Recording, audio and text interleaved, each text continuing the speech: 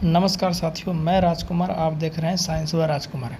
बल तथा गति का नियम यानी कि force and law of motion का ये पार्ट 2 है और इसमें ये पूरा ख़त्म हो जाएगा। ये चैप्टर पार्ट 2 में मैं आपको बता देता हूँ कि जो भी स्टूडेंट ग्रुप डी की तैयारी कर रहे हैं, चाहे टेक्नीशियन ग्रेड 3 की तैयारी कर रहे हैं, चाहे ALP की तैयारी कर रहे हैं, सभी में साइंस साथियों आता है। और हमारे प्लेलिस्ट को अगर आप एक बार फॉलो कर लेते हैं तो साइंस का क्वेश्चन एक भी आपसे नहीं छूटेगा एग्जाम में। टेक्नीशियन ग्रेड 3 में 40 नंबर का साइंस आता है, 40 में 40 आप लाइएगा अगर हमारा प्लेलिस्ट अगर आप फॉलो कर लीजिएगा।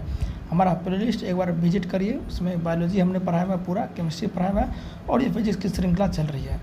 3 से 4 चैप्टर और फिजिक्स का बचा है, फिर पूरा खत्म हो जाएगा। फिर हम PYQ कराएंगे आपको, ताकि तैयारी आपकी और मजबूत हो जाएगी। समझ गए ना बात को? तो चैनल पर जो भी पहली बार विजिट कर रहे हैं, सब्सक्राइब जरूर करके जाना और क्लास एक बार देखिए, हमारा मज़ा आ जाएगा आपको। चलिए स्टार्ट करते हैं। अब देखिए, ये जो गति का द्वितीय नियम जो है ये आपके संवेग के नियम से ही संबंधित है। कभी कभी गति के द्वितीय नियम को संवेग का द्वितीय नियम भी बोला जाता है, इस बात को ध्यान रखना। कभी कभी डायरेक्ट ऑप्शन में दिख जाए कि गति का द्वितीय नाम, मतलब गति का द्वितीय नाम नहीं दे, संवेग का नियम दे दे, तो समझ जाना यही है, ठीक है ना। क्या कहता है ये, मैं पढ़ देता हूँ एक बार परिभाषा। देखिए, कह रहा है यह बताता है कि किसी वस्तु के संवेग में परिवर्तन की दर, मतलब किसी वस्तु के संवेग में जो परिवर्तन की दर होगा ना, उस पर लगने वाले असंतुलित बल की दिशा में बल के समानुपातिक होता है। यानी कि कहने का मतलब ये है मेरे भाई, जो बल लगेगा ना वो संवेग के परिवर्तन की दर के समानुपातिक हुआ। सिंपल सी बात है, ठीक है। जैसे कि आप यहाँ देखिए, मैं मान लेता हूँ, माना कोई m द्रव्यमान का कोई वस्तु है और वो u स्पीड से क्या कर रही है, प्रारंभिक वेग से गति कर रही है सीधी रेखा में, ठीक है ना। t समय पर, अब कुछ समय के बाद जो है एक निश्चित बल F लगाने पर, अब उसको क्या किया जाता है, बल लगाया जाता है। उसको रोकने के लिए क्या किया जाता है, बल लगाया जाता है। जब उस पर बल लगाएंगे तो संवेग में परिवर्तन दर होगा। तो वही जो बल लगा है ना, वो संवेग के परिवर्तन की दर के क्या होगा, अनुक्रमानुपातिक होगा या समानुपातिक होगा। सिंपल सी बात है। अब संवेग क्या होता है, मैंने आपको बताया संवेग क्या होता है, P बराबर क्या होता है, m गुना v होता है, ठीक है ना। यानी कि द्रव्यमान गुना वेग होता है। तो प्रारंभिक संवेग अगर निकालेंगे तो क्या निकलेगा, P1। प्रारंभिक संवेग को P1 मान लेते हैं तो क्या हो जाएगा, m, और चूँकि संवेग बराबर क्या होता है, द्रव्यमान गुना वेग, और वेग कितना था हमारा, प्रारंभिक u था। अंतिम संवेग क्या होगा, जब गाड़ी रुक जाएगी, हमने उसको बल लगाया रोकने के लिए, है ना। तो अंतिम संवेग P2 क्या होगा, फिर भी वही होगा, द्रव्यमान गुना वेग। द्रव्यमान अंतिम संवेग भी आपका u, अंतिम भी मतलब क्या होता है, अंतिम वेग, ठीक है ना। तो ये आपको गया। अब ये जो अब संवेग में परिवर्तन कितना हुआ, क्योंकि हमारा ये गति का द्वितीय नियम क्या है कि संवेग में कितना परिवर्तन होगा वो लगाए गए बल के क्या होगा, समानुपातिक होगा। तो अब देखिए संवेग में परिवर्तन कितना होगा। परिवर्तन हम कैसे निकालते हैं, लास्ट कोई भी परिवर्तन कैसे निकालते हैं मेरे भाई, लास्ट वाले से पहले वाले को घटाते हैं। तो क्या होगा, संवेग में परिवर्तन की दर क्या हो जाएगा हमारा, P2 माइनस P1, क्योंकि ये P2 है ये P1 है। क्योंकि संवेग परिवर्तन कैसे निकालेंगे, घटाएंगे तब ना। जैसे मैं बोलूँगा कि 40 से स्पीड 50 हो गया तो वेग में परिवर्तन कितना हो गया, तो बोलेंगे सर इसको इसमें घटाइए। तो वही यहाँ पर किए हैं, संवेग में परिवर्तन दर कितना हुआ है, P2 माइनस P1, और ये समानुपाती है। तो P2 का वैल्यू यहाँ पर क्या हो जाएगा, P2 का वैल्यू हो जाएगा MV और P1 का MU, ठीक है ना। M कॉमन ले लेंगे तो V माइनस U हो जाएगा, ठीक है ना। आगे यहाँ पर देखते हैं। अब जब यहाँ पर साथियों हम देखेंगे संवेग परिवर्तन की दर, ये आपका हो जाएगा V माइनस U बटे T। अब ज़रा यहाँ पर ध्यान दीजिएगा कि यहाँ पर T कैसे आ गया। देखिए कोई भी दर होता है, अब चूँकि परिवर्तन यहाँ पर जो हुआ है मेरे भाई, ध्यान समझिएगा, परिवर्तन ये P2 से P1 जो हुआ है, समय लगा होगा नहीं कुछ, अरे कुछ ना कुछ समय लगा ना। मैंने उसको समय T समय में उसको रोका ना, T समय तक बल लगाया ना, तो इसलिए मैंने यहाँ पर क्या दिया, नीचे T दिया है। समझ गए ना। कोई भी दर वाला बात बोल देगा ना, जैसे बोल देगा, मैंने आपको बताया था कार्य करने की दर को शक्ति कहते हैं। तो कार्य मतलब W, करने की दर को मतलब नीचे T आएगा। जैसे की दर को ये शब्द आ जाए समझिए नीचे समय आएगा, तो यहाँ पर क्या आ गया आपका, T आ गया, ठीक है। M गुना V माइनस U पहले था, T आपका आ गया। अब V माइनस U बटे T क्या होता है, ये तो त्वरण होता है। ये बराबर क्या होता है, V माइनस U बटे T, ये त्वरण होता है। तो इसके बदले हमने क्या रख दिया यहाँ पर, इसके बदले हमने मेरे भाई रख दिया आपका, इस पूरे के बदले हमने क्या रख दिया, आपका A रख दिया, ठीक है ना। सॉरी, इसके बदले V माइनस U बटे T के बदले हमने A रख दिया और M पहले से। अब बोलेंगे सर K कहाँ से ला दिया, आपको पता है कि समानुपाती हटाएंगे तो क्या आएगा, K आएगा। तो K का वैल्यू साथियों यहाँ पर क्या होता है, 1 होता है, जो कि नियतांक है। तो जब K का वैल्यू जब 1 रखेंगे तो फॉर्मूला हमारा क्या आ गया, F बराबर M है। तो यानी कि गति के द्वितीय नियम से मेरे भाई F बराबर M ए फॉर्मूला आता है, जो कि एक बल का व्यंजक है। तो बोलेगा कि बल का व्यंजक जो है किस नियम से आता है, तो गति के दूसरे नियम से, इस बात को ध्यान रखना। और बल की परिभाषा गति के प्रथम नियम से, इस बात को ध्यान रखना, ठीक है। चलिए अब अभी मैं आपको कुछ और समझाता हूँ, क्या बोलते हैं, गति के द्वितीय नियम को मैं थोड़ा और आपको एग्जाम्पल से बताता हूँ। देखिए एक्स्ट्रा बातें सीखते हैं गति के द्वितीय के नियम के बारे में। गति का द्वितीय नियम क्या कहता है, मैंने आपको अच्छे से बताया कि जो आपका, एक बार फिर से पढ़ता हूँ, यह बताता है कि संवेग में जो परिवर्तन होगा वो लगाए गए बल के क्या होगा, समानुपाती होगा। अच्छे से एक बार फिर से समझाता हूँ, इससे डायरेक्ट एग्जाम्पल आता है। देखिए यहाँ पर मैं आपको, ये जो आपका व्यंजक जो आया, अगर पूछेगा कि व्यंजक बल गति के किस नियम से आता है बल का, तो आपका द्वितीय नियम से, बल का परिभाषा प्रथम नियम से। अब मैं आपको क्या बताना चाह रहा हूँ समझिएगा। देखिए F जो होता है यानी बल जो होता है वो क्या होगा साथियों, संवेग में परिवर्तन के दर के क्या होगा, समानुपाती होगा। ये मैंने आपको बताया, बल क्या होगा, संवेग में परिवर्तन की दर के समानुपाती होगा। ये मैंने आपको समानुपाती का चिन्ह दे दिया, मतलब लगाए गए बल के क्या होगा, समानुपाती होगा। अब मैंने बोला कि की दर को, जैसे की दर को, ये वाला जो बात आता है, नीचे क्या आता है, समय आता है, समझ गए ना, यही आपका बल का द्वितीय नियम कहता है। अब यहाँ से एक एग्जाम्पल पूछता है कि खिलाड़ी, आपने देखा होगा कि खिलाड़ी जो है मैदान में, क्रिकेट के खेल के बात मैं कर रहा हूँ, कि कैच को लपकते समय अपना हाथ थोड़ा सा पीछे खींचता है, अपना हाथ क्या करता है, थोड़ा सा पीछे खींचता है। आपको पता है कि पीछे क्यों खींचता है, वो पीछे इसलिए खींचता है ताकि समय ज़्यादा मिल जाता है। अब चूँकि गेंद गति से आ रही है, तो गेंद गति से आ रही है तो गेंद का कुछ ना कुछ वजन भी है और उसका स्पीड भी है, तो वजन यानी कि गेंद का द्रव्यमान भी है, तो द्रव्यमान गुना उसका वेग, तो द्रव्यमान गुना वेग मिलेगा तो संवेग बन जाएगा। तो अगर यहाँ पर देखिए समय अगर ज़्यादा रहेगा, देखिए यहाँ पर समझिए, यहाँ पर अगर समय ज़्यादा रहेगा तो बल कम लगेगा, क्योंकि समय और बल में क्या है, व्युत्क्रमानुपाती का संबंध है। लेकिन बल और संवेग में क्या है, आपका अनुक्रमानुपाती या समानुपाती का संबंध है। अगर संवेग बढ़ेगा तो बल भी बढ़ेगा, अगर समय बढ़ेगा तो बल घटेगा, समझ गए इस बात को। तो बल और संवेग में अनुक्रमानुपाती का संबंध है, लेकिन बल और समय में क्या है, व्युत्क्रमानुपाती का संबंध है। तो समय ज़्यादा तो बल कम। तो खिलाड़ी जो साथियों जो है, जो तेज़ गति से आ रही गेंद को हाथ जो अपने पीछे की ओर खींचता है लपकने के लिए, तो हाथ जैसे पीछे की ओर खींचता है ना, तो समय थोड़ा सा मिल जाता है। तो समय अगर ज़्यादा मिल जाएगा तो बल क्या होगा, कम, यानी कि हाथ पर चोट कम लगेगा। हाथ पर चोट साथियों क्या होगा, कम लगेगा। यानी चोट लगना मतलब क्या, हाथ पर बल देना तो चोट नहीं लगेगा। इसलिए मैं बोल रहा हूँ कि खिलाड़ी जो है कैच लपकते समय अपने हाथ को पीछे की ओर क्यों खींचता है, क्योंकि समय ज़्यादा मिल जाता है, जिससे उसके हाथों पर गेंद के द्वारा चोट कम लगता है। समझ गए मेरे बात को, उम्मीद है कि ये चीज़ें आप समझ गए होंगे, यही मैं आपको बताना चाहता था। चलिए अब देखते हैं गति का तृतीय नियम। अब गति का तृतीय नियम क्या कहता है, देखिए ये सिंपल है साथियों, ये गति का तृतीय नियम पढ़ देते हैं। इस नियम के अनुसार प्रत्येक क्रिया के लिए एक समान और विपरीत क्रिया होती है और बराबर होगी। क्या कहना चाह रहा है, ज़्यादा समझ नहीं आया, लेकिन ये आपको ध्यान रखना पड़ेगा।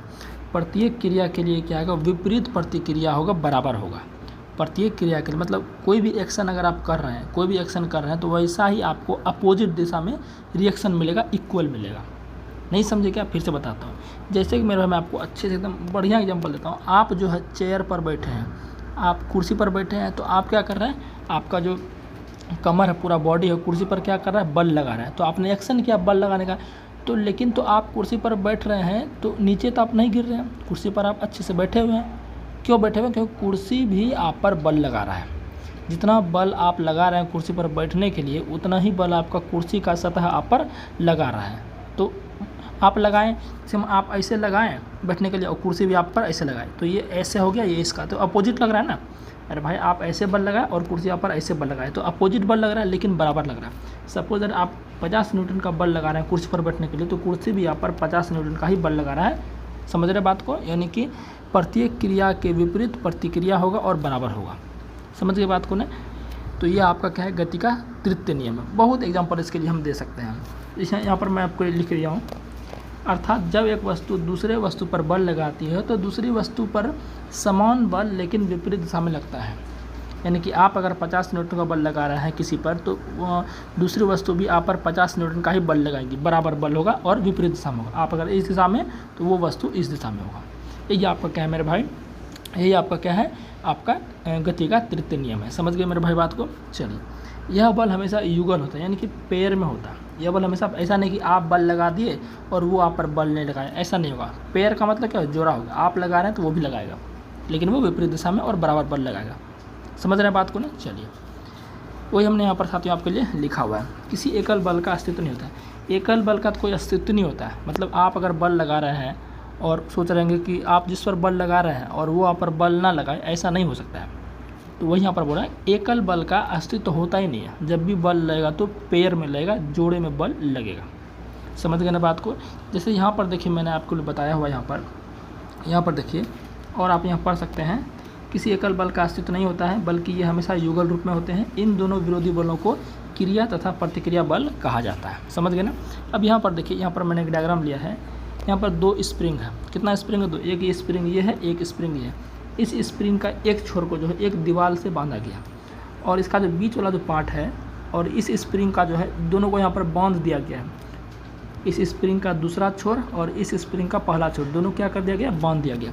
और इधर वाला जो छोर है, इसको हम हाथ से खींच रहे हैं, उंगली से खींच रहे हैं। तो उंगली से जो खींच रहे हैं ना, तो ये इससे हम खींच रहे हैं तो इस पर भी बल लग रहा है, यानी कि उंगली से खींच रहे हैं। समझिएगा ध्यान से मेरे भाई, यहाँ पर कि इसको उंगली से खींच रहे हैं, मतलब ये भी खिंचाएगा क्योंकि दोनों बंधा हुआ है।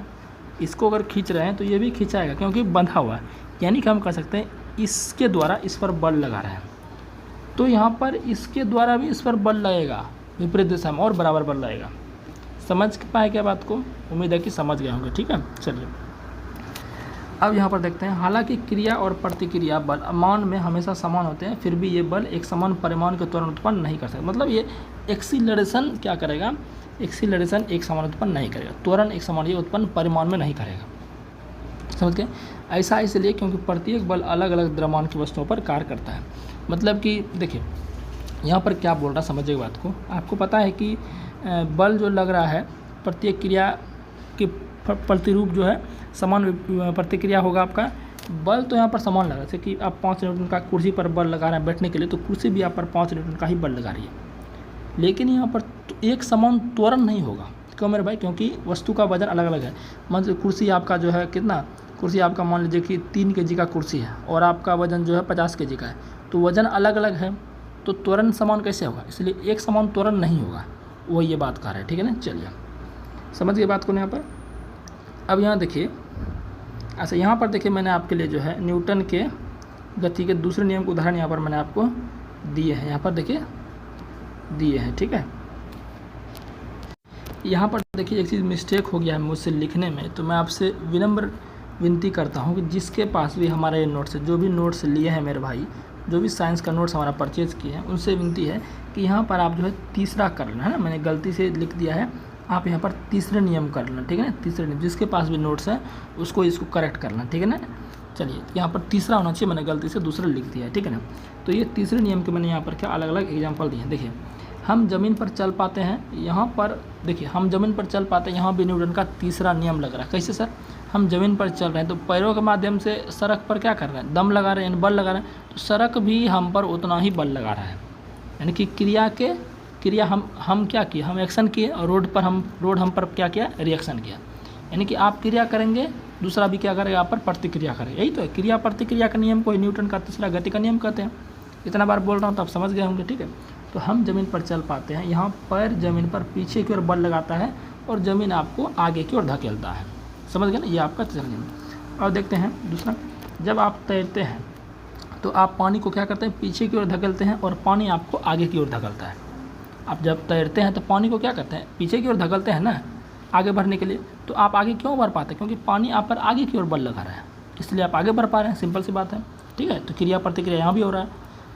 जब पिस्तौल चलाते हैं, देखिए बंदूक जो होता है, जब पिस्तौल चलाइएगा तो गोली क्या है, गोली आपका आगे की ओर जाता है, लेकिन पिस्तौल जो आपका वो देखिए थोड़ा सा पीछे हटकता है। हटकता कि नहीं हटकता? आपने कभी फिल्म वगैरह में देखा ही होगा, जो छोटा पिस्तौल होता है, ऐसा वाला आपका छोटा इस तरह से पिस्तौल जो आपका साथी होता है, इससे जो गोली आपका नहीं, इससे गोली तो आगे निकल गया, लेकिन ये पिस्तौल थोड़ा सा पीछे खिसक जाएगा। क्यों? क्योंकि मेरे भाई यहाँ पर जैसे गोली निकला यहाँ पर, तो गोली जो आगे निकला वो आपका पीछे की ओर धकला, तो आपका ये इस पर क्या, बंदूक पर थोड़ा सा पीछे की ओर बल लगाया। ठीक है मेरे भाई, बात को समझ रहे कि नहीं? फिर से बोल दूँ, गोली क्या करता है, ये आपका पीछे की ओर लगाया बंदूक पर बल, और बंदूक क्या किया, गोली को आगे निकाला, तो क्रिया प्रतिक्रिया बल यहाँ भी हुआ। ठीक है, चलिए, जब आप नाव से कूदते हैं, ज़रूर कभी ना कभी नाव पर चढ़े होंगे, जब आप नाव से कूदते हैं तो देखिएगा आप तो आगे निकल गए, लेकिन नाव देखिएगा थोड़ा सा पीछे की ओर जाएगा। इसे मान चलिए आपका जो है नाव है, ये आपका साथियों क्या नाव है, ठीक है ना, ये किनारे है, यहाँ पर आप हैं, तो आप क्या करेंगे, यहाँ आगे की ओर कूदेंगे, नाव देखिएगा पीछे की ओर जाएगा। अब यहाँ पर क्या हुआ, आप नाव पर पीछे की ओर बल लगाएं और नाव आप पर आगे की ओर बल लगाया, समझ रहे हैं, तो क्रिया प्रतिक्रिया बल यहाँ भी हुआ। तो ये सारे एग्जाम्पल जो मेरे भाई हैं वो सारे किसके हैं, न्यूटन के थर्ड नियम के। और भी देख लीजिए, पक्षी देखिए आकाश में उड़ता है, पक्षी आकाश में उड़ता है, तो पक्षी के पंख क्या करते हैं, हवा को नीचे की ओर धकेलते हैं। पक्षी का पंख क्या है, हवा को किधर धकेलेगा, नीचे की ओर, और हवा जो है पक्षी को ऊपर की ओर धकेलता है, तभी पक्षी उड़ पाता है। देखिए कितना एकदम दैनिक जीवन में न्यूटन के थर्ड नियम का यूज है। समझ गए मेरे भाई बात को, उम्मीद है कि आप समझ गए होंगे। ठीक है, और भी देख लीजिए, जो आपका साथियों आपने रॉकेट देखा होगा, रॉकेट बिल्कुल देखा होगा, जो रॉकेट होता है, रॉकेट जो आपने आकाश में उड़ते हुए देखा होगा, रॉकेट क्या करता है, रॉकेट से देखिएगा कि जो हवा गैस निकलता है वो गैस को क्या करता है, पीछे की ओर धकेलता है, और गैस रॉकेट को आगे की ओर धकेलता है। आपने जरूर देखा होगा ये चीज़। ठीक है, तो ये भी न्यूटन के थर्ड नियम के उदाहरण है। ठीक है, तो यहाँ पर आपका न्यूटन का थर्ड नियम को मैंने बता दिया, सेकंड नियम को बता दिया। अब एक आता है आपका रिकॉइल वेलोसिटी, जिसको प्रतिघाती वेग कहते हैं, इसको देखते हैं। इससे आपका जो है न्यूमेरिकल आता है, रिकॉइल वेलोसिटी है ना, इससे न्यूमेरिकल आता है, तो ये आपको मैं बता रहा हूँ। देखिए रिकॉइल वेलोसिटी क्या आता है, इसको हिंदी में प्रतिघाती वेग कहते हैं, वही बंदूक वाला कॉन्सेप्ट है इसमें। जब किसी बंदूक से गोली छोड़ी जाती है तो बंदूक क्या होता है मेरे भाई, पीछे की ओर खिसकेगा थोड़ा सा, और गोली आपका आगे की ओर खिसकेगा। ठीक है ना, तो बंदूक पीछे हटता है, इसी को प्रतिघाती वेग या प्रतिक्षेप वेग कहता है। देखिए अगर सिंपल आपको डेफिनेशन भी कभी कभी पूछ देगा कि प्रतिघाती वेग क्या होता है, और इसको प्रतिक्षेप वेलोसिटी भी कहते हैं। प्रतिक्षेप वेग बोलिए या प्रतिघाती वेग बोलिए, एक ही बात है। जब आप बंदूक से गोली छोड़िएगा तो गोली साथियों आपका आगे निकल जाएगा, और बंदूक क्या होगा, पीछे की ओर आएगा। तो बंदूक जो पीछे की ओर आया ना, वही आपका क्या मेरे भाई, उसी वेग को, बंदूक किस वेग से, किस स्पीड से पीछे आया, उसी को हम बोलते हैं रिकॉइल वेलोसिटी या प्रतिघाती वेग या प्रतिक्षेप वेग। समझ पाए क्या बात को, उम्मीद है कि समझ गए होंगे। अब इसको जो है भी से सूचित करते हैं, प्रतिघाती वेग जो है इसको भी से सूचित करते हैं, और भी बराबर क्या होगा, एम भी बटा एम। ये फॉर्मूला आपको ध्यान रखना है, भी बराबर क्या होगा आपका, एम भी बटा एम। और लेकिन यहाँ माइनस लगाना, माइनस क्यों लगा रहे हैं, क्योंकि बंदूक आपका पीछे की ओर जा रहा है, ऋणात्मक विपरीत दिशा में जा रहा है, समझ गए ना, इसलिए हम क्या लगा रहे हैं, माइनस लगा रहे हैं। बोलेगा माइनस क्यों लगा रहे हैं, क्योंकि बंदूक आपका उल्टी दिशा में जा रहा है, पीछे की ओर जा रहा है, समझ गए ना, इसीलिए हम यहाँ पर क्या लगाए हैं, माइनस लगाए हैं। अब यहाँ पर जो एम आपका है, कैपिटल एम आपका क्या है, बंदूक का द्रव्यमान है, मतलब बंदूक का कुछ ना कुछ द्रव्यमान होगा ना। अब छोटी एम ये क्या है, ये आपका गोली का द्रव्यमान है। अब चूँकि गोली जो इतना बड़ा गोली रहता है उसका भी कुछ ना कुछ क्या होगा, वजन होगा, द्रव्यमान होगा, तो वही हम लिखे हैं। और भी क्या है, ये आपका गोली का वेग है। भी क्या साथियों, आपका गोली का वेग है। और ये बड़ा वाला भी क्या है, बड़ा वाला भी मैंने आपको बता दिया, ये आपका प्रतिघाती वेग है, प्रतिक्षेप वेग है। तो सारा आपको मैंने जो है ये आपका क्या था, इसको मैंने आपको बता दिया। ये फॉर्मूला आपको ध्यान रखना, डायरेक्ट न्यूमेरिकल इस पर आता है, भी बराबर माइनस एम भी बटा एम। ठीक है ना, चलिए यहाँ ऋणात्मक चिन्ह बताता है कि प्रतिघाती वेग गोली के विपरीत दिशा में होगा, मैंने आपको बोल ही दिया। ठीक है ना, चलिए अब एक कॉन्सेप्ट आपका आता है आवेग के बारे में, इम्पल्स इसको बोलते हैं, क्या बोलते हैं, इम्पल्स, इम्पल्स बोलते हैं मेरे भाई, इसको आवेग बोलते हैं। ठीक है ना, क्या होता है ये, आपने कभी कभी देखा होगा कि चाइनीज जो कुंफू होते हैं, कराटे, वो यहाँ पर एक ईंटा रखते हैं, ईंट को क्या करते हैं, एकदम सेकंडों में तोड़ देते हैं। ईंट को क्या करते हैं, एकदम हाथ इस पर मारेंगे, सेकंडों में तोड़ देंगे, यानी कि बहुत ही कम समय के लिए उस पर बल लगाते हैं, और उस कुछ भी ना सिर्फ ईंट, किसी भी चीज़ को वो तोड़ देते हैं, ब्रेक कर देते हैं। तो जो थोड़े समय के लिए जो बल लगाया जाता है किसी भी वस्तु को तोड़ने के लिए, ब्रेक डाउन करने के लिए, वही आपका इम्पल्स होता है। समझ पाए क्या बात को, वही हमने यहाँ पर आपके लिए लिखा है मेरे भाई। जब किसी वस्तु पर बल थोड़े समय के लिए लगाया जाता है तो उससे हम क्या कहते हैं, आवेग कहते हैं। इसे आई से सूचित करते हैं। आई बराबर क्या होगा, एफ गुना टी। एफ मतलब बल हो गया और टी मतलब समय हो गया, यानी कि थोड़े से समय के लिए किसी भी वस्तु पर बल लगाया जाए, है ना। आपने ज़रूर रील्स वगैरह में भी देखा होगा, ये ईंट है, क्या करते हैं, थोड़े से समय के लिए बल लगाएगा और ईंट को तोड़ देगा, या किसी लकड़ी को भी तोड़ देगा, तो वो वहाँ पर क्या होता है, आवेग, इम्पल्स का यूज होता है। समझ गए बात को ना। इसका ऐसा ही मात्रा क्या होगा, इसका ऐसा मात्रा क्या होगा, एफ का क्या होगा, एफ का न्यूटन और टी का सेकंड। आप खुद निकाल सकते हो, न्यूटन गुना सेकंड, ये किसका हो गया, इम्पल्स का क्या हो गया, ये ऐसा यूनिट हो गया, सिंपल है। आवेग जो है संवेग में परिवर्तन के दर के बराबर होता है। आवेग जो मतलब संवेग में परिवर्तन कितना होगा वो आवेग के बराबर होगा। इस बात को ध्यान रखना, कभी कथन में दे दें तो आपको देना आवेग संवेग में परिवर्तन के दर के बराबर होगा। Impulse is equal to change in the velocity, change in the momentum. समझ गए ना बात को। चलिए अब एक आता है आपका संवेग संरक्षण। क्या है संवेग संरक्षण? इससे भी न्यूमेरिकल आता है, इससे भी क्या आता है न्यूमेरिकल आता है संवेग संरक्षण, है ना।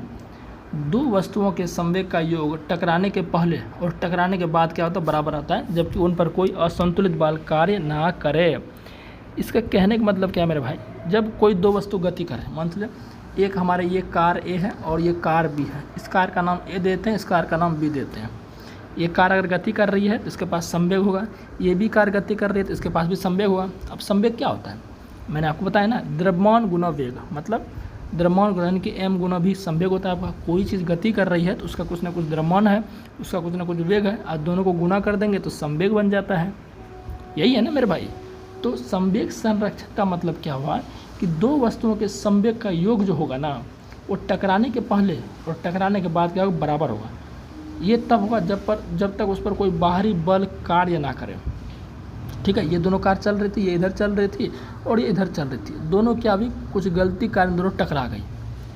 तो टकराने के पहले और टकराने के बाद जो है दोनों का संवेग साथियों क्या होगा योग हो, वो क्या होगा हमारा बराबर होगा। वही हमने यहाँ पर लिखा है, दो वस्तुओं के संवेग का योग जो है टकराने के पहले और टकराने के बाद क्या होगा बराबर होगा।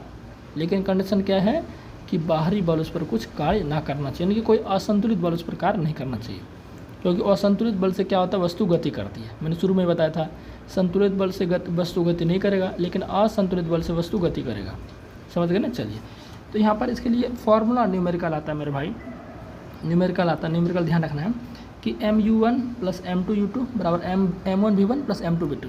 सर क्या लिख दिए, इसी से तो आपका न्यूमेरिकल बनेगा, इसी से आपका क्या बनेगा न्यूमेरिकल बनेगा। फॉर्मूला ध्यान रखना। देखिए m1 ये क्या आपका, मैंने क्या बोला टक्कर के पहले का कुल संवेग बोला है ना मैंने यहाँ पर आपको। देखिए मैंने बोला आपको वस्तुओं के संवेग के योग टकराने के पहले, दोनों वस्तुओं का संवेग जो टकराने के पहले और टकराने के बाद क्या होगा बराबर होगा।